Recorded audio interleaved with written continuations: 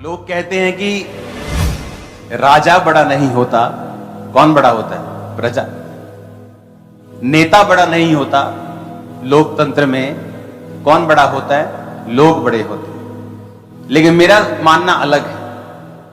मेरा यह मानना है वो लोग सबसे बड़े होते हैं जो प्रार्थना करने वाले और उपवास करने वाले होते हैं। क्योंकि जो बिना प्रार्थना और उपवास वाला है वो तो कुछ एक आध कुछ जाके कर आएगा, कुछ थोड़ा बहुत। लेकिन जब एक व्यक्ति भी प्रार्थना और उपवास वाला है वो लाखों चीजों का रिजल्ट चेंज कर सकता है।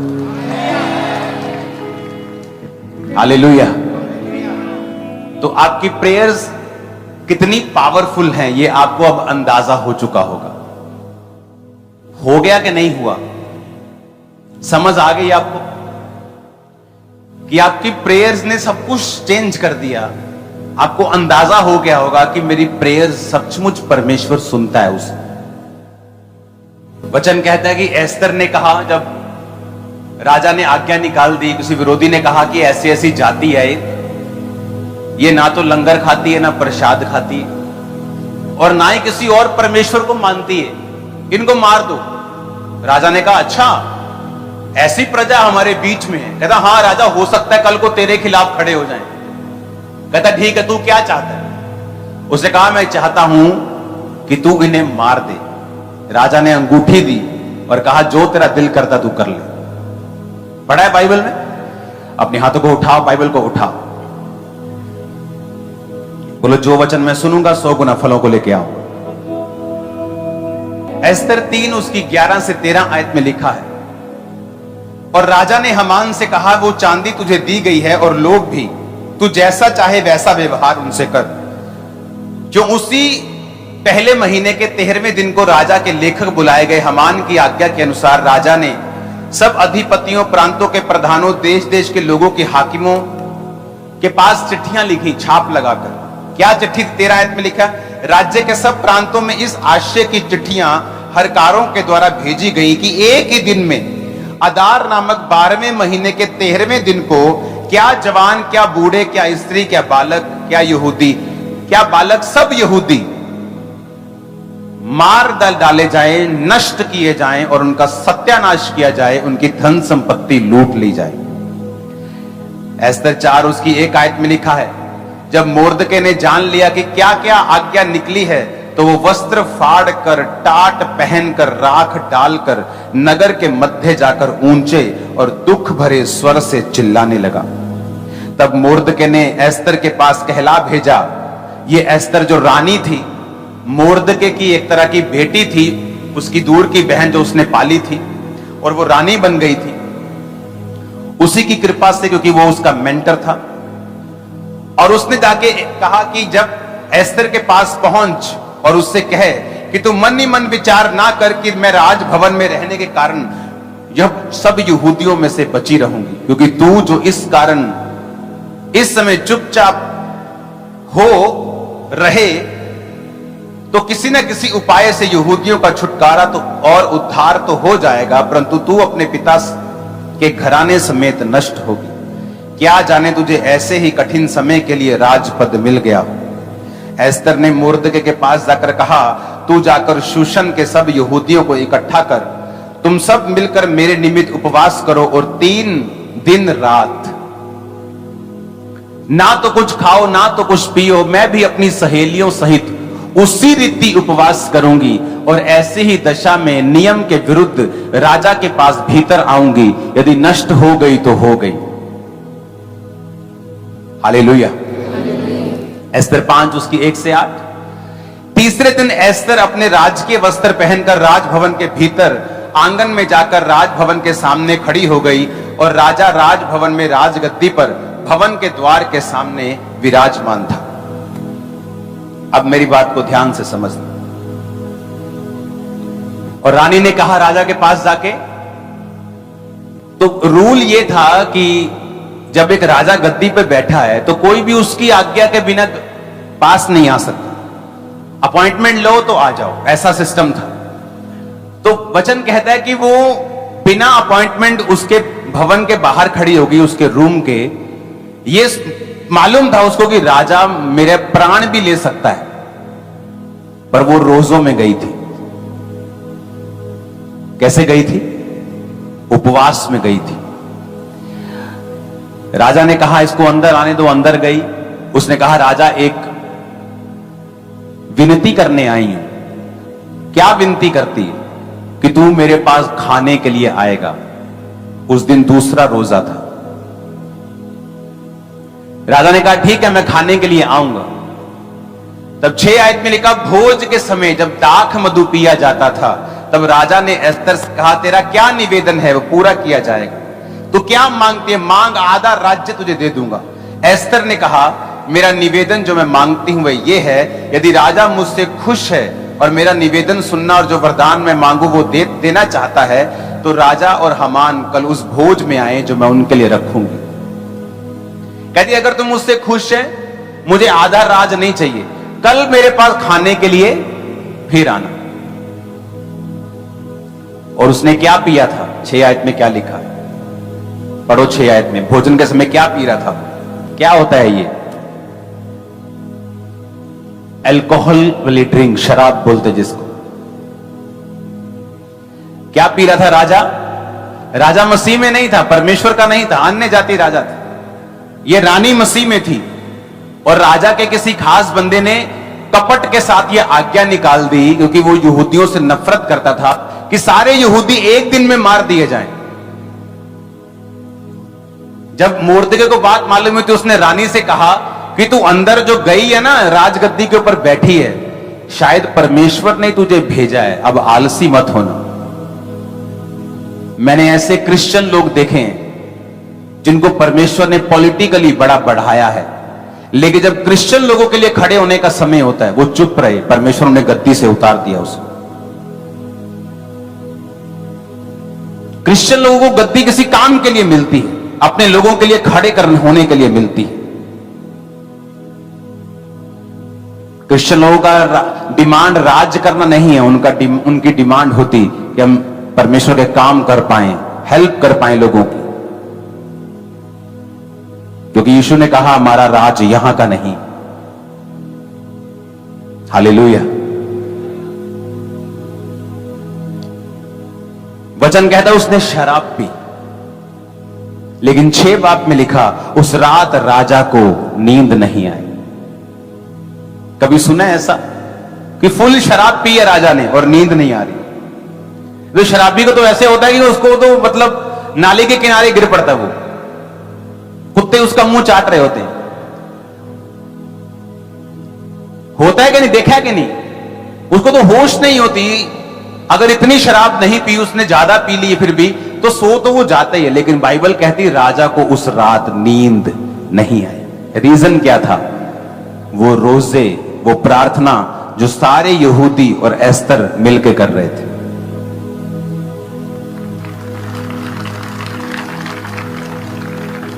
नेचर के खिलाफ, एटमॉस्फेयर के खिलाफ परमेश्वर ने काम किया।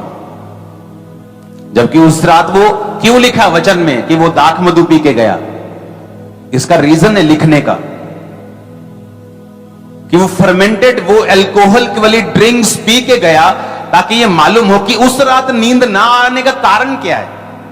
ऐसा नहीं लिखा कि कॉफी पी के गया कि भाई साहब कॉफी पी ली नींद नहीं आई, कि चाह ज्यादा पी ली तो कप नींद नहीं आई।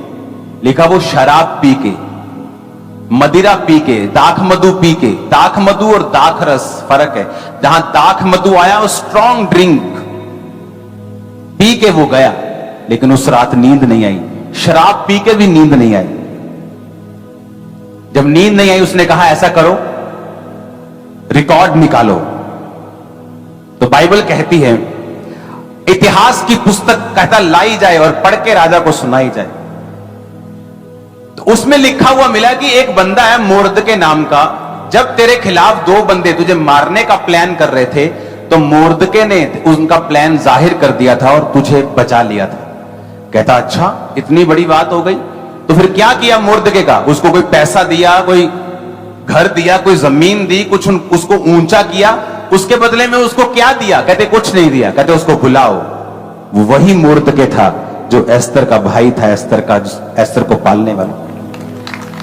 देखो रोजे क्या कर रहे थे, रोजे प्रार्थना क्या कर रहे थे, देखा सारा कुछ बदल रही थी परमेश्वर के लोगों के हक में। और उधर नमान जो दुश्मन था, एक फांसी का फंदा बनवा के लेके आया कि आखिरी दिन जो होगा ना भोज का, मैं राजा को बोलूंगा कि एक बंदा है मोर्दके, मेरे को पसंद नहीं, उसको मैं फांसी पे लटकाना चाहता हूं। रानी के कहने के अनुसार राजा फिर तीसरे दिन उसके पास गया और रानी ने कहा, मैं एक आज्ञा तो उससे मांगती हूं कि मेरा प्राण और मेरे लोगों का प्राण बचा लिया जाए। यह तीसरा दिन था। रानी ने ना तो कुछ खाया था ना तो कुछ पिया था। राजा के दिल में उसके प्रति प्यार परमेश्वर भर रहा था। उसने कहा, क्या चाहिए तेरे को? उसने कहा, वो लोग जो मेरे हैं, मैं भी नाश हो जाऊंगी अगर उनका नाश हुआ। राजा को गुस्सा आ गया, किसने किया ये सारा कुछ? इसी दुष्ट हामान ने, जो तेरे साथ बैठा खा रहा है। राजा जब क्रोध में ऐसे गया दूर, गुस्सा आ गया उसको, दूर चला गया। और पीछे जो हामान था उसने सोचा कि अब हुन पैर फाड़ लो रानी दे, हुन बचाते होना नहीं। जैसे वो रानी के पैर पकड़ने गया, जब राजा मुड़ा तो उसे ऐसा लगा कि वो रानी के ऊपर कोई गलत काम कर रहा है, गलत काम करने की आंख से गया। उसको और गुस्सा आया। कहता, बाहर जो ये फांसी का फंदा लेके आया है ना, मोर्दके के लिए उस फांसी के फंदे पे इसी को लटका दो। और हुआ क्या, सारे राज में चिट्ठियां फैला दी गई कि कोई यहूदी उस दिन मारा नहीं जाएगा। और जितने प्लान कर रहे थे कि इस दिन इनको मार देंगे, मोहल्ले में कुछ गुंडे लोग होते हैं ना, मालूम होता है कि ये गुंडा बिरादरी, गुंडा लोग हैं, ये गुंडे हैं सभी, ये सब प्लान कर रहे हैं। यहूदियों को पता था किन किन लोगों ने प्लान किया। जो प्लान कर रहे थे सारे मारे गए उस दिन, और सारा यहूदी कौम बचाई गई। Fasting, prayer, hallelujah. ऊंची आवाज में नारा मारो जरा।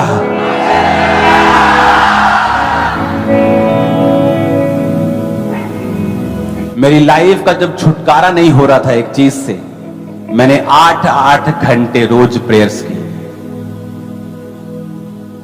8 घंटे दुखी हो जाता था प्रेयर कर करके।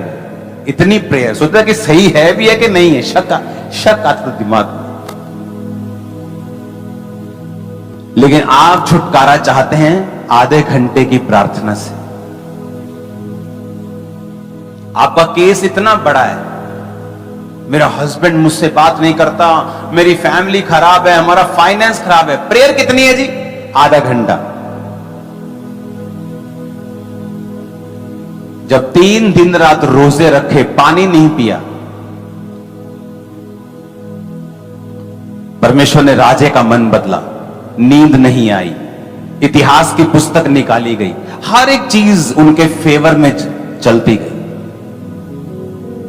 कभी प्रार्थना करके देखा है? रोज उपवास करके देखे हैं? रोज कि हफ्ते में 2 उपवास करने हैं, रोज कम से कम 3 घंटे प्रार्थना करनी। 2.5 घंटे तो विश्वासियों के लिए, जिन्होंने अच्छा जीवन बिताना है, बंधनों से निकलना है, तो उससे ऊपर प्रार्थना करनी पड़ेगी। हालेलुया। आप मेरी बात समझ रहे कि नहीं? नींद नहीं आई, दाख मधु पी गए। 6 आयत तो बड़ा पढ़ो। कहता, उस भोज में राजा ने दाख मधु पिया। उस रात राजा को नींद नहीं आई। भोज के समय दाख मधु जब पिया जाता था तो राजा ने एस्तर से कहा, तेरा क्या निवेदन है? ऐसा भी तो लिख सकती थी बाइबल कि भोजन के समय राजा ने कहा, तेरा क्या निवेदन है। लेकिन दाख मधु का जिक्र किया गया है स्पेशली। ये राजा मसीह में नहीं था, परमेश्वर को नहीं मानता था। ये बताया गया कि वो शराब पी रहा था उस समय, उसके बावजूद भी उस रात उसको नींद नहीं आई। आपको क्या लगता है क्यों नहीं आई?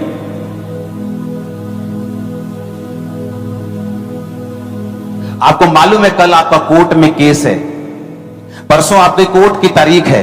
आपको फास्टिंग, उपवास में, प्रार्थना में जाना चाहिए। देखो रिजल्ट आता है कि नहीं।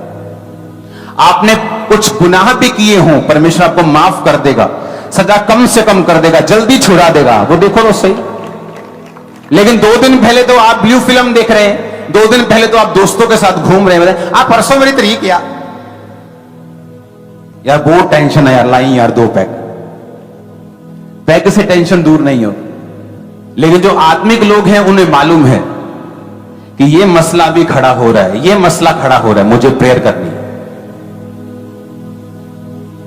ये प्रॉब्लम खड़ी हो रही, मुझे प्रेयर करनी, मेरी लाइफ में ये छुटकारा नहीं आ रहा, मुझे प्रेयर करनी, मेरी फैमिली में उद्धार नहीं आ रहा, मुझे प्रेयर करनी, सेवकाई में ग्रोथ नहीं है, बढ़ोतरी नहीं है, मुझे प्रेयर करनी।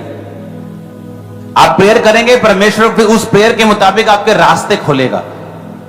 आप लाख कोशिश कर लो, राजा की नींद रोक सकती थी वो? कितना भी राजा अपनी पत्नी से प्यार क्यों ना करता, उसकी नींद नहीं रोक सकती थी वो।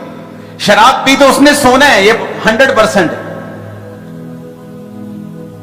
लेकिन वचन कहता है, फिर से पढ़ेंगे, उस रात राजा को नींद नहीं आई। शराब पीने के बावजूद नींद नहीं आई। कई लोग घरों में पतियों से, बाप से पूछते हैं क्यों पीने, मेरे नींद नहीं आती, पी के मैं सो जाना। बोलते हैं कि नहीं? हाँ बोलते हैं ना।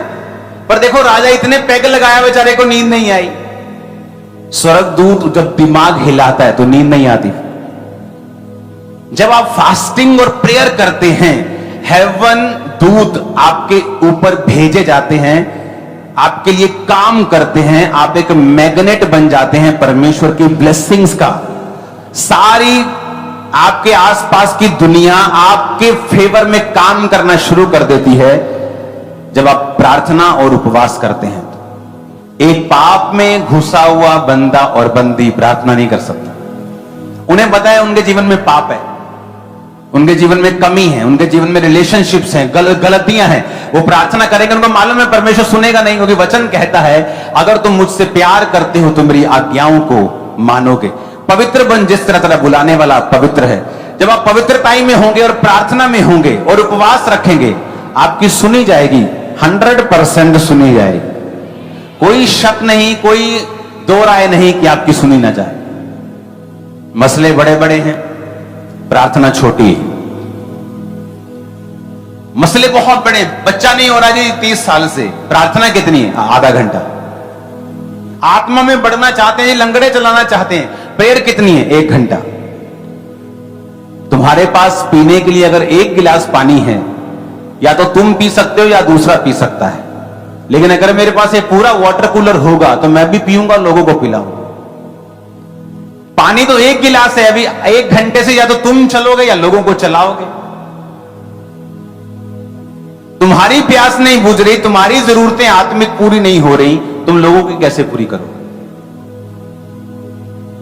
रोज रात को, शाम को मैंने बैठ जाना प्रार्थना पे, और 4 से 5 से 6 घंटे उस समय, उसके बाद मॉर्निंग प्रेयर करनी। रोज घंटों, मेरे छुटकारे से पहले परमेश्वर ने मुझे घंटों रोज प्रार्थना में बिठाया। बैठ जाना, वर्शिप सुननी, फिर प्रेयर करनी, बैठ जाना, फिर वर्शिप सुननी, फिर प्रेयर करनी, फिर वर्शिप सुननी, फिर प्रेयर करनी, और बैठे रहना एक ही स्थान के ऊपर और प्रार्थना करते रहना। यीशु मसीह ने कहा, एक औरत एक पापी के पास रोज जाती मेरा काम कर, और पापी सोचता है एक दिन कि ना मैं परमेश्वर से डरता हूं, ना किसी बंदे की परवाह करता हूं, लेकिन ये औरत बार बार मेरे पास आके तंग करती। कहता मैं किसका काम कर देता हूं, नहीं तो रोज मेरे नाक में दम करेगी। यीशु मसीह ने कहा, देखो वो पापी क्या सोचता है। अगर पापी ऐसा सोचता है तो मैं उन लोगों का न्याय क्यों नहीं करूंगा जो दिन और रात मेरे नाम की दुहाई देते हैं। वो साफ कह रहा है, कहता तुम्हें चाहिए मांगो, दिन रात लग जाओ। तुम्हें कुछ चाहिए तो मांगो ना, मांगो तो दिया जाएगा। तुम्हारा स्वर्गीय पिता तुम्हारे मांगने से पहले जानता है तुम्हें किन वस्तुओं की जरूरत है, लेकिन देता तभी है जब तुम मांगते हो। एक है कि मेरे को मालूम है कि मेरे एक वर्कर को बाइक की जरूरत है, लेकिन मैं भी चुप बैठा हूं, जब मांगेगा तब मैं दे दूंगा। आप समझ रहे मेरी बात? तो यीशु ने कहा, मांगो तो दिया जाएगा, ढूंढो तो तुम पाओगे, खटखटाओ तो तुम्हारे लिए खोला जाएगा। हालेलुया। अगर हमने मांगा ही नहीं, परमेश्वर कहता है मैं दूंगा कैसे तेरे को? मांगो तो दिया जाएगा। अपनी फैमिली के लिए आपकी प्रेयर नहीं, चर्च के लिए प्रेयर नहीं, अपने लिए प्रेयर नहीं। प्रेयर लाइफ मोस्टली लोगों, क्रिश्चियन लोगों की जीरो है, खासकर बंदों का और बुरा हाल है। उन्हें लगता है वाइफ प्रार्थना कर रही तो सब ठीक है, जबकि वचन के मुताबिक एक घर की अगुवाई एक बंदे को करनी है, और वाइफ को वो सब संभालना है जो बंदा बना रहा है। जो बंदा बना रहा है वो उसे संभाल नहीं सकता, क्योंकि वो ड्यूटी परमेश्वर ने वाइफ की लगाई है। अगुवाई परमेश्वर कहता मैं बंदे की करूंगा क्योंकि तुम घर के लीडर हो।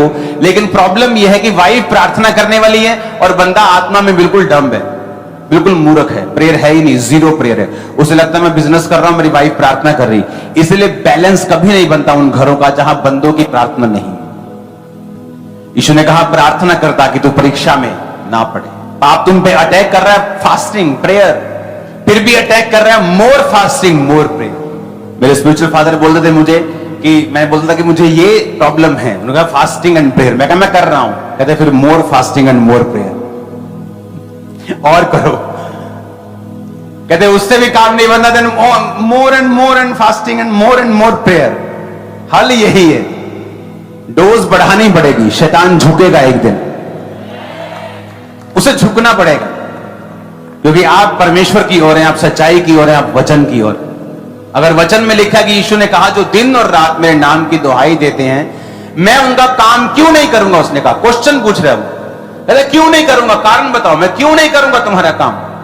एक पापी बंदा सोच सकता है कि मैं विधवा का काम कर दूंगी तो रोज मेरे आके तंग करेगी, तो परमेश्वर कहता है मैं तुम्हारा काम क्यों नहीं करूंगा। रोज प्रेयर आप सुबह करेंगे, शाम को, सुबह शाम, सुबह दोपहर शाम, परमेश्वर के दम आ जाएगा, परमेश्वर करो यार का काम। मैं सीरियसली कह रहा हूं। वो कहता है एक पापी बंदा अगर ऐसा सोचता है तो मैं कैसा सोचूंगा। ध्यान रखो, अगर तुम दिन और रात मेरे नाम की दुहाई दोगे तो मैं तुम्हारी प्रार्थनाओं को क्यों ना सुनूंगा, उत्तर क्यों ना दूंगा। कहता मैं तुरंत, फिर आगे लिखता है मैं उनका न्याय चुकाऊंगा। वचन देखो कितने हजार साल पुराना। कह रहा है कि राजा को शराब पी के नींद नहीं आई, और पुस्तक भी वो मंगवाई जिसमें मोर्दके का नाम था। आपको इत्तेफाक लगता है इस बार जो आपकी फास्टिंग प्रेयर ने किया है इतिहास में लिखा गया है, और ये आपके लिए इंकरेजमेंट है, मोर फास्टिंग मोर प्रेयर। ये काम अभी बाकी है। हालेलुया।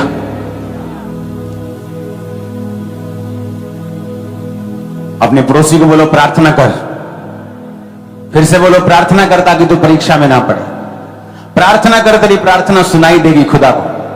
वो तेरा न्याय तुरंत चुकाएगा, वो तेरा काम तुरंत करेगा। दिन और रात उसके नाम की दुहाई दे, वो तेरी प्रार्थनाओं को सुनेगा। आमीन। परमेश्वर का एक दास प्रार्थना करता था रोज। जब परमेश्वर उसको उत्तर देने के लिए प्रकट हुए तो परमेश्वर ने कहा मेरी डायरी में लिखा है जिस दिन तूने प्रार्थना शुरू की थी, किस दिन तूने क्या मांगा था, मेरी डायरी पे लिखा है। आज मैं उन सब प्रार्थना का उत्तर देने के लिए धरती पर उतर आया हूं। उसमें की गई मेहनत कभी व्यर्थ नहीं जाती, कभी व्यर्थ नहीं जाती। मुझे याद है जब मेरे को मेंटली अपसेट के अटैक होते थे तो कोई दवाई उस समय नहीं थी, आज भी नहीं है। दुनिया की कोई दवाई नहीं बनी इस चीज के लिए। या तो आप ओवरडोज नशे कर लो जिस तरह मैंने शुरू कर दिए थे, तो आपको होश ही नहीं है तो फिर ठीक है। तो जब अटैक होते थे और मैं मसीह में आ गया था तो परमेश्वर का आत्मा मुझे बाइबल पढ़ने से सुकून देता था।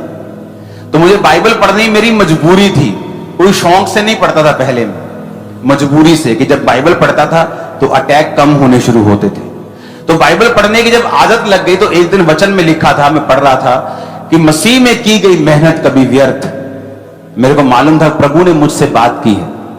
उस दिन मैंने प्रार्थना और उपवास करने का फैसला किया था कि मैं हर 40 रोजे रख रख के प्रेयर करूंगा, और एक एक साल में 5-5 बार 40 फास्ट होते थे।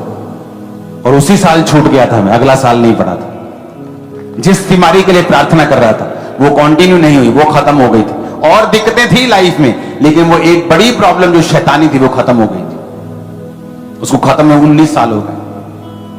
हालेलुया। और कोई इलाज नहीं, न्यूरोलॉजिस्ट, डॉक्टर्स, दवाइयां, मेडिसिन, एलोपैथी, फ्लानापैथी सब खा लिया था।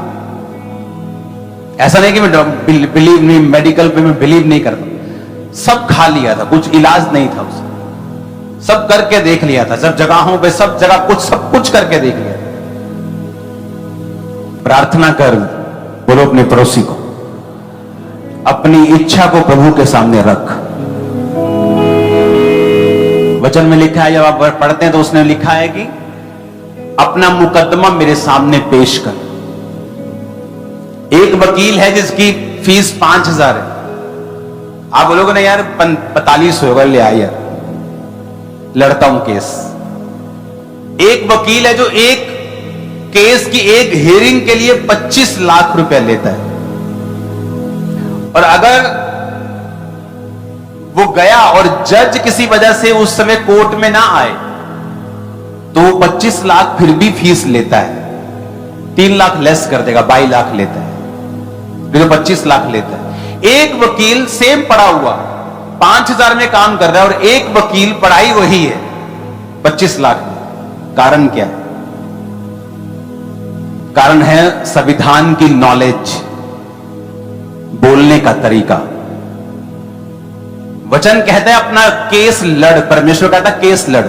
हमारा संविधान कौन सा है? आत्मिक संविधान, वचन।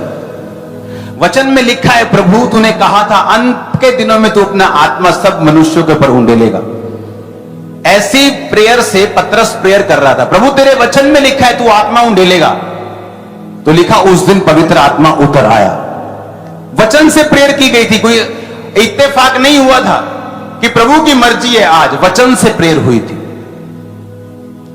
आज जब आप प्रार्थना करने के लिए बैठते हैं कि प्रभु मेरे बिजनेस को ब्लेस कर, किस वचन से करते हैं? नहीं पता। एक औरत जब बच्चा लेने के लिए प्रार्थना करती है, कहां लिखा है वचन में कि परमेश्वर आपको बच्चे का वरदान देगा? नहीं लिखा। एक यूथ को पता है कि कहां लिखा है वचन में कि वो आपको पढ़ाई में एक्सीलेंट करेगा और जहां आप जाएंगे आपको फेवर देगा? कहां लिखा है? नहीं पता। आप क्रिश्चियन तो हैं, लेकिन अपने काम में निकम्मे हैं। और वो क्रिश्चियन जिसको पता है बाइबल में क्या लिखा है, जब वो बैठता है उसे पता है परमेश्वर मुझे छुटकारा देगा, मैं प्रार्थना करूंगा, उपवास करूंगा, प्रभु को छोड़ूंगा नहीं, अपने जीवन को सही रखूंगा। प्रभु तेरे वचन में लिखा है कि तू ऐसा करेगा, तेरे वचन में लिखा है। अगर मैं बाइबल दिखाऊं, अपनी पहली बाइबल, तो जब मेरे को अटैक होते थे, मेरे सिर पे मैं तेल लगाता था, अनॉइंटिंग ऑयल, तो तेल लगा होता था, यहां से ऐसे निकलता था तेल, इतना तेल होता था। तो जब बाइबल पढ़ता था, बाइबल में कोई वचन आता था तो वचन मेरे चुभता था, वो कि वचन में लिखा है, परमेश्वर कह रहा है कि मैं तुझे ये आशीष दूंगा, तुझे तेरे पे रोग नहीं दूंगा। तो मैं कहता परमेश्वर ने ये लिखा है, क्योंकि मैं अन्य जातियों से आया हूं। तो जब अन्य जातियों को कोई परमेश्वर मिलता है तो वो उसकी वैल्यू ज्यादा लगती है उनको। तो जब मैं वचन पढ़ता कि परमेश्वर तेरे वचन में ये लिखा, मैं रोता था 2-2 घंटे बाइबल पे सिर रख के। अगर मैं आज आपको वो बाइबल दिखाऊं जहां जहां मैं ज्यादा सिर रख के रोया हूं, जो वचन मुझे छूता था, वो पेज काले हैं आज भी। क्यों काले? क्योंकि वहां मेरे को प्रभु छूता था, वहां मैं रोता था, प्रेयर करता, प्रभु तेरे वचन में लिखा है, देख तेरे, मैंने थोड़ी लिखा है, मैं थोड़ी कह रहा हूं, तेरा वचन कह रहा है तो मुझे आशीष देगा, अब दे आशीष। तो बाइबल में लेके आऊंगा, अगली बार आपको दिखाऊंगा। काली हो चुकी बाइबल, वहां से आपको मैं दूर से दिखाऊंगा, आपको पक्का मालूम होगा किस किस पेज के ऊपर मैंने ज्यादा प्रार्थना की। इत्तेफाक से मेरी लाइफ में कुछ नहीं हुआ। कोई व्यक्ति बड़ा है, कोई व्यक्ति सामर्थी है, किसी व्यक्ति को कुछ मिला है, उसने परमेश्वर के वचन के ऊपर एक्ट किया है, काम किया है। उसने आशा नहीं रखी कि काश ऐसा हो जाए, काश परमेश्वर मैनू भी चुन लवे, काश परमेश्वर मेरे को भी काम लवे। आप मेहनत करेंगे, वो कहता मैं किसी का पक्षपात नहीं करता, वो आपको बढ़ाएगा, इतना बढ़ाएगा कि लोग बोलेंगे तू झूठ बोल रहा है। आमीन। मेरे को खड़कने वाला चाहिए शैतान के खाना। हालेलुया। आप मेरी बात समझ रहे कि नहीं? अपने काम में निकम्मे ना बने प्लीज। अपने काम में एक्सीलेंट हो। जो वकील 25 लाख लेता है एक सुनवाई का, आप जाओ केस लेके जाओ, मना कर देगा मैं नहीं कर, काम नहीं, मेरे पास टाइम नहीं, मेरा काम एक्स्ट्रा है। वो जो कम लेता है 5,000, वो 4200 भी ले लेगा, चल 800 काल दे दी, उसके पास काम नहीं। 25 लाख वाले के पास उल्टा है, परमेश्वर कहता है जिसके पास ज्यादा है उसे और दिया जाएगा, कम है उससे छीन लिया जाएगा, और उसको दे दिया जाएगा जिसके पास ज्यादा है। वचन पूरा होता है। जो अगले हैं वो पिछले होंगे, जो पिछले हैं वो अगले होंगे। मैं अन्य जाति से आया हूं, आज आगे हो गया, पीछे था ना मैं, कहता वो अगले होंगे। आप समझ रहे हो कि नहीं? अपने काम में जब आप एक्सीलेंस यूज करेंगे, अगर बाइबल मालूम है कि मुझे ये रिलेशनशिप्स में, मुझे गंदगी में, मुझे इस पाप में नहीं जाना, आप देख लो मोस्टली क्रिश्चियन लड़के लड़कियां अगर है रिलेशनशिप में कि नहीं, आप देख लो, चेक कर लो, क्योंकि वो अपने काम में निकम्मे हैं। इसीलिए उनकी तनख्वाह भी जो ऊपर से आती वो भी निकम्मी है। और जो लोग अपने काम में निकम्मे नहीं हैं, उनकी तनख्वाह भी निकम्मी नहीं, उनकी ब्लेसिंग भी निकम्मी नहीं। आप मेरी बात समझ रहे कि नहीं? अब ये आप पे डिपेंड करता है आप क्या करना चाहते हो। ये आपको मालूम है परमेश्वर सब कुछ कर सकता है, तो डिस्ट्रैक्शंस को दूर करके फोकस के साथ लग जाओ। विक्ट्री निशान आपके ऊपर देख रहा हूं, मैं सच कह रहा हूं। अब आ रहे हो जल्दी यीशु के नाम। मैंने कहा तुम आ रहे हो यीशु मसीह के सामर्थी नाम में, यीशु के नाम में तुम आ रहे हो टेस्टिमनीज के साथ। Hallelujah, hallelujah. और ये पॉसिबल है, मैं आपको बता रहा हूं। आपने गलतियां की हैं, वो माफ कर देगा, फिर से आपको खड़ा कर देगा, आपको साफ कर देगा, कोई प्रॉब्लम नहीं होगी आपको। परमेश्वर भूल जाएगा आप कैसे थे, वो आपको नया जीवन देगा। जब साइकिल चलाते लोग गिरते हैं तो साइकिल चलाना छोड़ नहीं देते। डोंट वरी, आगे बढ़ो, कुछ बेस्ट तुम्हारे लिए रखा हुआ है। आमीन ऊंचे वाला चाहिए चर्च, मैंने कहा आमीन ऊंचे वाला चाहिए चर्च। करंट खुदावन का आएगा तुम्हारे सिरों के ऊपर, तुम परिवर्तित हो जाओगे, कुछ और बन जाओगे। आमीन ऊंचे वाला चाहिए। आमीन। आज से निकम्मे नहीं बनना है, स्ट्रॉन्ग क्रिश्चियन बनना है। तुम एक जना काफी है तुम्हारे नगर को बचाने के लिए। एक ये तो लाखों, देखो लग रहा है ये थर्सडे लग रहा है तुमको, ये तो क्रूसेड लग रहा है आज। हाँ, एक बंदा काफी होता है, तुम लाखों में हो। सोचो कितने देश नगर बचा सकते हो। तुम यहां बैठी हो आज, लेकिन तुम्हें नहीं मालूम तुम यूरोप में बेदारी का कारण बनोगे, तुम अमेरिका की बेदारी का कारण बनोगे, तुम कनाडा की बेदारी का भी कारण बनोगे, तुम इंडिया के यूपी की बेदारी का कारण बनोगे, उड़ीसा की बेदारी का कारण बनोगे, महाराष्ट्र की बेदारी का कारण होगे तुम लोग, तुम बंगाल की बेदारी का कारण होगे यीशु के नाम, छत्तीसगढ़ की बेदारी का कारण होगे तुम यीशु के नाम, दिल्ली की, हरियाणा की बेदारी का, जम्मू की, कश्मीर की बेदारी का कारण होगे तुम लोग। मैं बता रहा हूं, तुम्हें लग रहा है कि तुम आम से बैठे हो, क्योंकि तुम्हारी जिंदगी अभी आम सी है। तुम आम नहीं हो, तुम फ्यूचर के स्टार हो, सुपरस्टार हो। मैं देख रहा हूं, मैं तुम्हें कह रहा हूं, मैंने तुम्हें कभी झूठ नहीं बोला, मैंने बताया है तुमको कहां निकम्मापन काम कर रहा है, बताया है, और कहां तुम जा सकते हो वो भी बताया है। जब मुझे 500 लोग आके मिलते थे और मेरी कंडीशन देखते थे तो बोलते थे कि जब तुम जाएगा शीशे के सामने तो बोला कर तू प्रभु का दास है। मैंने कहा यार मैं झूठ थोड़ी बोलूं, तू सुपर प्लस। मैंने कहा मैं झूठ नहीं बोलूं। कहता नहीं तू बोलेगा, झूठ नहीं है ये विश्वास के शब्द हैं, क्योंकि पवित्र आत्मा आपके अंदर होता है। और जब आप बोलते हैं और पवित्र आत्मा आपके अंदर होता है, जैसा आप बोलते हैं वैसा हो जाता है। आप सुपर ब्लेस्ड है, इस्तेमाल होने के लिए तैयार हैं। आप सुपरस्टार के भी सुपरस्टार होंगे जल्दी यीशु के नाम में। आमीन होने वाला चाहिए चर्च।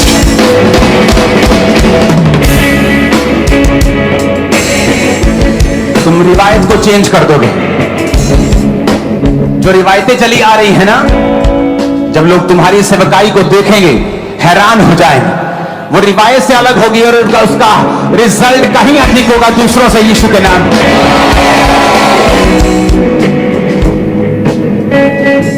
एक सिस्टर गई पास्टर के पास, कहती मेरी शादी नहीं हो रही। कहता प्रार्थना करती हूँ? कहती हाँ करती हूँ।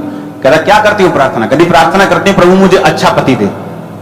कहता अच्छा अच्छा कैसा अच्छा? मेरे लिए अच्छा हो सकता है एक टीचर हो, लेकिन तुम्हें टीचर पसंद ना हो। मेरे लिए हो सकता है एक अच्छा इंजीनियर हो, लेकिन तुम्हें इंजीनियर पसंद ना हो। तुम्हें कैसा अच्छा चाहिए? कहती अच्छा परमेश्वर ऐसी प्रार्थना सुनता है? कहना हाँ, परमेश्वर स्पेसिफिक प्रार्थना सुनता है। परमेश्वर अंधे के पास आके बोला क्या चाहिए तेरे को? चेले कहते क्या चाहिए? प्रभु अन्ना की मंगे, अन्ना की मंगे कि नहीं आखा के एलियनो तो ही पता नहीं था दो अखा के एक अखा। अन्ना की मंगे। पर परमेश्वर ने क्या कहा? तुझे, परमेश्वर ने ऐसा बिहेव किया जैसे उसको कुछ मालूम नहीं, क्योंकि वो वचन पे रहने वाला है कि मांगो तो दिया। कहता प्रभु मैं देखने लगूं तेरे विश्वास ने तुझे। कहती अच्छा मुझे स्पष्ट लफ्जों में प्रभु को बताना पड़ेगा। कहता हाँ। घर गई, पॉइंट लिखे, मेरा हस्बैंड लंबा हो, मेरा हस्बैंड ये हो, मेरा हस्बैंड टीचर हो, मेरा हस्बैंड ये हो, मेरा हस्बैंड ऐसा हो, आत्मिक हो, ऐसा हो, ऐसा। 10 पॉइंट पे प्रार्थना करती गई। 10 महीने के अंदर शादी हो गई। सेम हस्बैंड जैसा लिखा था। हमें प्रार्थना ही नहीं करनी आती। यहां एक बहन को अगर मैं उठाऊं तो प्रार्थना करूं, धन्यवाद धन्यवाद प्रभु जी, तेरा धन्यवाद करते हैं प्रभु, आगे शब्द है ही नहीं कि क्या मांगना है, कैसे मांगना है, कहां लिखा है बाइबल में। प्रार्थना करनी तुम सीखोगे यीशु के नाम। अब तो जब प्रेयर माउंटेन की प्रार्थना चली तो लोगों को फायर प्रेयर करनी आ रही है कि शैतान को किस तरह डांटना है, कैसे प्रेयर करनी है। तो स्पेसिफिक यानी कि क्लियर प्रेयर्स। क्या चाहिए? गाड़ी चाहिए, कौन सी चाहिए? प्रभु मुझे ये गाड़ी चाहिए, ये मॉडल चाहिए। ग्रेस देगा तुमको लेने की। एक घर चाहिए, इतने बेडरूम होने चाहिए, इतने स्क्वायर फुट का होना चाहिए। आप मेरी बात समझ रहे कि नहीं? हम अपने कामों में एक्सीलेंट नहीं है, निकम्मापन है हमारी प्रार्थनाओं में, इसीलिए रिजल्ट भी निकम्मा है। हमें प्रेयर लाइफ अपनानी पड़ेगी। जो हम चाहते हैं उसे प्रार्थनाओं में रखना पड़ेगा, विश्व में नहीं। क्योंकि आप जिनी के पास नहीं आए कि जिनी आया और बोला क्या चाहिए, बोले ये चाहिए, तो हो गया, अभी 2 रह गई। आप परमेश्वर के पास हो। वो कहता मेहनत का फल तुम्हें व्यर्थ नहीं होगा, मांगो तो दिया। आप ब्लेस दें यीशु मसीह के नाम में। मैंने कहा ब्लेस दें यीशु मसीह के नाम में। Hallelujah, hallelujah. मैं नहीं जानता लोग कैसे आधे घंटे की प्रार्थना करते हैं।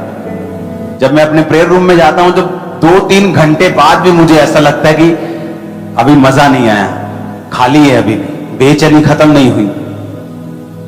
जब तक दिल के अंदर श्योरिटी नहीं आती कि हां तसल्ली हो गई, तब उठता हूं। हालेलुया। एक बार किसी बहुत बड़े व्यक्ति ने मुझे मिलने के लिए आना था, तो मैंने कहा आप 11 बजे आ जाइए रात को, क्योंकि मुझे थोड़ी देर बाद प्रार्थना करने के लिए जाना है। 12 बज गए, 1 बज गए और मैं निकल गया प्रेयर करने। वो आए, कहते कहां है? कहते वो चले गए प्रेयर पे। कहते अच्छा। तो उस दिन फिर मैं मिल नहीं पाया, मैं प्रार्थना में था। मैंने कहा अगले दिन जिन लोगों ने आना है सुनने के लिए, वो मेरे शरीर को सुनने के लिए नहीं आ रहे, वो स्पिरिट क्या बोलता है खुदा का, उसे सुनने के लिए आ रहे हैं। तो मैं उनको धोखा नहीं दे सकता, मुझे जाना पड़ेगा। उनको वापिस चले गए 2 घंटे बैठ कर। फिर 2 दिन बाद मैंने दोबारा बुलाया, मैंने कहा अब आ जाओ। प्रभु ने सुन ली उनकी, हालेलुया, काम हो गया उनका। कितने मेरी बात समझ रहे हैं? यीशु ने आपको बुद्धि दी है, यूज करो इसे, ये भी चाहिए। हालेलुया। तो प्रेयर लाइफ के साथ कोई कॉम्प्रोमाइज नहीं। कोई मैरिज हो, कोई इशू हो, कुछ भी हो, प्रार्थना का समय चेंज नहीं होना चाहिए। आपने रात को कम की है, सुबह ज्यादा कर लो। ये नहीं कि रात को भी नहीं की, सवेरे भी नहीं की, अगले दिन भी नहीं की, उस तो अगले दिन पुआ दा दिया, तो अगले दिन को मन चले गया, तो ये वाला नहीं चलेगा, ये मॉडल नहीं चलेगा। थोड़ा बहुत ऊपर नीचे हो सकता है, आप इंसान भी हैं, लेकिन ज्यादा ऊपर नीचे नहीं चलेगा। आप समझ रहे हैं? ये वचन पूरा कर लो, तुम्हें समझाने की जरूरत नहीं पड़ेगी, तुम टेस्टिमनी के साथ आने वाले। अपने हाथों को उठाओ, ऊंची आवाज में थैंक यू जीसस बोलो।